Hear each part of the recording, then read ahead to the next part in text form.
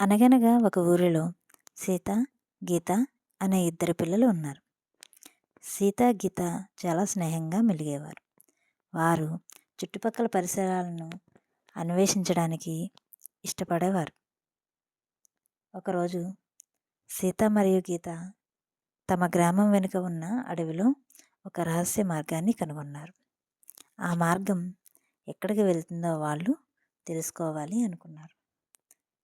అక్కడ ఏమైనా విలువైనవి దొరుకుతాయేమో అని వాళ్ళు ఆశపడ్డారు. కొంత దూరం నడిచిన తర్వాత వారు ఒక తలతల్లాడే నీలిరంగు నీటితో మెరిసే సరస్సును కనుగొన్నారు. వారు అక్కడ చాలాసేపు కూర్చొని ఉన్నారు. ఇంతలో రెయిన్బో రంగు ఏకాలతో కూడిన ఒక ప్రకాశవంతమైన చిలుకని వారు చూశారు. అప్పుడు ఆ చిలుక, "ఈ మాంత్రిక అడవికి స్వాగతం" అని చెప్పింది. సీతాగీతలు ఆ మాట్లాడే చిలుకను చూసి తమ చెవులను నమ్మలేకపోయారు.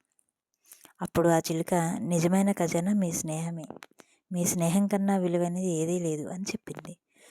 సీతాగీత నవ్వుతూ వారి స్నేహం చాలా గొప్పదని భావించి అక్కడి నుండి వెళ్ళిపోయారు.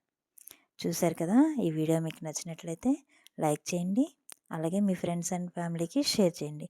ఇప్పటి వరకు మన ఛానల్ సబ్స్క్రైబ్ చేసుకోకపోతే ప్లీజ్ సబ్స్క్రైబ్ చేసుకోండి. Thank you.